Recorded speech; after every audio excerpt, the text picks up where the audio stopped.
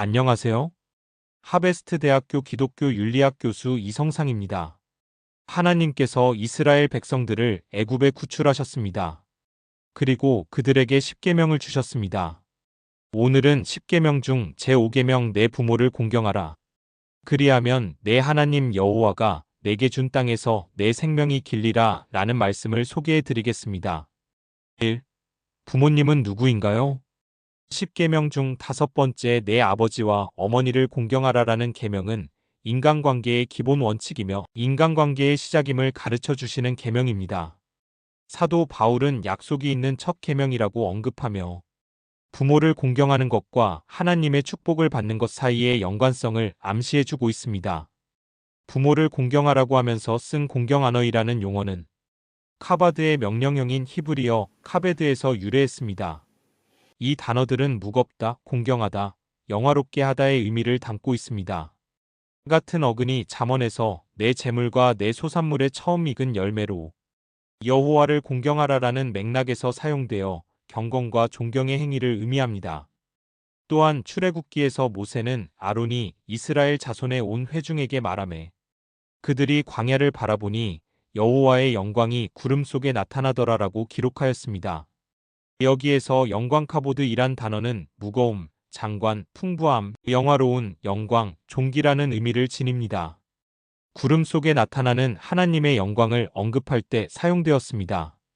하나님께 무거움, 장엄함, 풍부함, 영광으로 대하듯 부모님에게 영예하라는 것입니다. 그러므로 내 아버지와 어머니를 공경하라 하신 계명은 하나님을 섬기고 경외하듯이 부모를 섬기라는 말씀입니다. 부모는 사람의 삶과 성격을 형성하는 데 중요한 역할을 합니다. 그들은 일반적으로 자녀가 만나는 첫 번째 권위자이므로 부모-자녀 관계는 개인의 삶에서 가장 중요한 관계 중 하나입니다. 아버지 에브와 어머니 엠에 대한 히브리어 단어는 성경적 맥락에서 독특한 뉘앙스를 전달합니다. 성경에서 아버지는 자녀를 사랑으로 훈계하는 인물로 자주 묘사됩니다. 그의 후손을 축복하고 제멋대로인 아이들에게도 깊은 이해와 인내를 보여줍니다. 성경에서 그러한 아버지의 사랑의 예는 12아들을 사랑하고 아끼던 야곱의 사랑입니다. 아버지 야곱은 요셉이 죽은 줄 알고 자기 옷을 찢고 굵은 배로 허리를 묶고 오래도록 그의 아들을 위하여 애통하였습니다. 어머니라는 단어는 종종 사심없는 헌신과 희생의 이미지를 구현합니다. 모세의 어머니인 요게벳은 사내 아이를 출생하였음에도 나일강에 던지지 않고 생명을 보호하며 왕의 명령을 무시했습니다. 사무엘의 어머니 한나는 아들을 하나님께 바치기로 작정하며 생명 얻기를 하나님께 기도했습니다. 세례 요한의 어머니 엘리사벳은 하나님의 계명과 규례를 충실히 지키는 의로운 여인이었습니다. 예수님의 어머니 이름은 마리아입니다. 처녀였던 마리아는 하나님의 신성한 계획을 받아들였습니다. 마리아는 엄청난 믿음과 용기를 가지고 선택하였습니다. 바울의 제자인 디모데의 어머니 이름은 유니게입니다. 유니게와 그녀의 어머니 로이스는 믿음의 사람들이었습니다. 디모데는 이들로부터 영적 양육을 받아 크게 쓰임을 받았습니다. 그러므로 아버지와 어머니는 하나님을 대신하여 생명을 데려오는 하나님의 대리자입니다. 부모는 하나님의 무조건적인 사랑, 징계 및 보살핌으로 영적, 도덕적인 양육을 감당하고 있습니다. 그래서 종교개혁자 루터루서는 부모를 하나님의 대리자로 이해했습니다. 이는 부모에 의해 자녀의 육체가 조성되었을 뿐만 아니라 하나님의 생명을 받았기 때문이라는 것입니다. 부모는 하나님의 도구로서 우리에게 생명을 부여함으로써 우리의 공경을 받을 자격이 있습니다. 부모님 공경은 본질적으로 생명을 주시는 참되신 하나님을 공경하는 것과 같기 때문입니다. 그러므로 다섯째 계명은 신성한 권위와 인간관계 사이의 관계를 아름답게 표현하고 있습니다. 지상의 부모를 공경함으로써 우리는 본질적으로 하나님 아버지를 공경하게 됩니다. 우리에게 생명을 주신 도구가 된 부모님을 사랑과 존경하는 일은 당연한 일입니다. 부모를 공경하라는 말씀들은 성경 여러 곳에 기록되어 있습니다. 너희 각 사람은 부모를 경외하고 나의 안식일을 지키라. 나는 너희 하나님 여호와니라. 너는 너의 하나님 여호와의 명한대로 내 부모를 공경하라.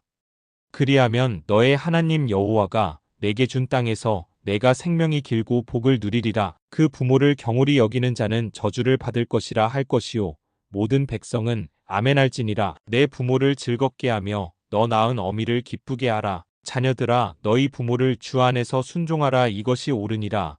내 아버지와 어머니를 공경하라. 이것이 약속 있는 첫 계명이니 이는 내가 잘되고 땅에서 장수하리라. 이 부모 공경의 복은 무엇일까요? 내 아버지와 어머니를 공경하라. 이것은 하나님이 인류에게 선포하신 명령이며 율법으로서 반드시 준수해야 할 것입니다. 하나님께서 주신 10계명에는 다섯째 계명의 축복의 구체적인 약속이 포함되어 있습니다. 하나님은 부모를 공경하고 순종하면 장수하고 번영하게 된다고 약속하셨습니다.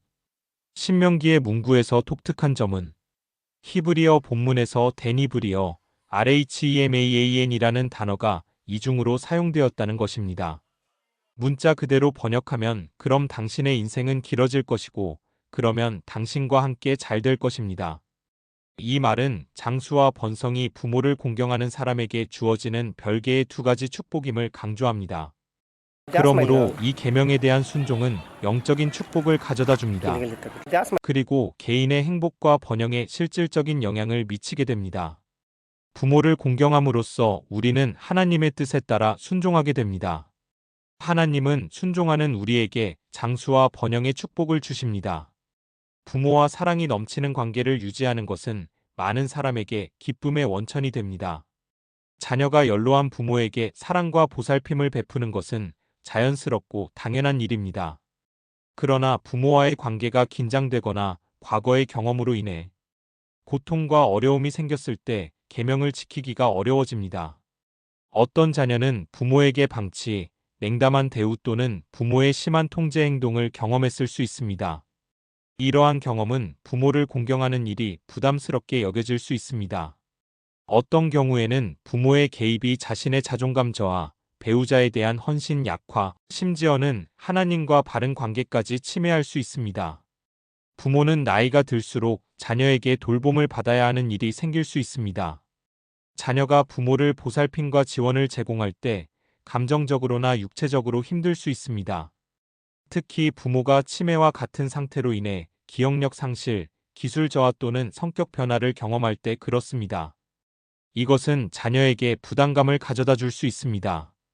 자녀는 지혜와 은혜로 이러한 복잡성을 인정하고 탐색하는 것이 필수적입니다. 각 상황은 다를 수 있으며 자녀는 부모와의 관계에서 고유한 문제에 직면할 수 있습니다.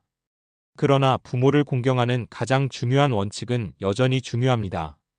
궁극적으로 부모를 공경하는 것은 하나님의 계명에 대한 순종과 경외의 행위임을 기억하는 것이 중요합니다. 그것은 희생적인 사랑, 용서, 인내를 요구합니다.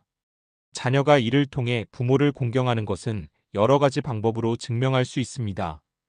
부모를 공경하기 위해 열심히 일하는 것은 큰 유익을 가져다 줍니다. 자녀가 열심히 일하여 재정적으로 부모를 지원할 수 있습니다.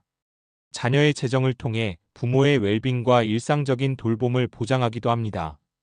부모가 자녀에게 전해준 가치와 재능을 계속 이어가는 것도 포함될 수 있습니다.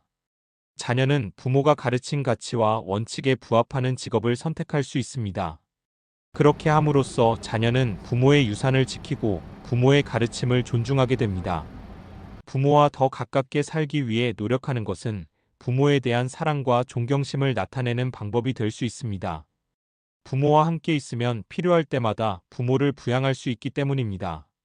더욱이 우리의 업무 활동을 제한하거나 부모님과 양질의 시간을 보내기 위해 일정을 조정하는 것은 부모님을 공경하는 또 다른 방법입니다. 청소, 요리, 목욕과 같은 활동에 시간을 할애하거나 단순히 곁에 있어주는 것만으로도 그들의 삶에 큰 변화를 가져올 수 있습니다. 그것은 우리가 그들의 웰빙을 소중히 여기고 그들의 행복과 편안함을 우선시한다는 것을 보여줍니다. 우리는 직장에서 부모를 공경하라는 계명을 실천할 기회를 가질 수 있습니다. 그뿐만 아니라 다른 사람들이 부모를 공경하도록 지원하고 격려할 기회를 얻습니다. 모든 사람에게 가족이 있다는 사실을 인식하고 가족관계의 중요성을 이해함으로써 우리는 보다 온정적이고 이해심 있는 업무 환경을 조성할 수 있습니다. 또한 직장에서 가능하다면 부모와 함께 시간을 보낼 수 있도록 일정을 유연하게 조정해 주는 것은 신앙적인 일입니다. 직장에서 직원의 부모를 위한 요구 사항을 수용할 수 있는 방법을 찾아 공감과 이해를 보여줄 수 있습니다.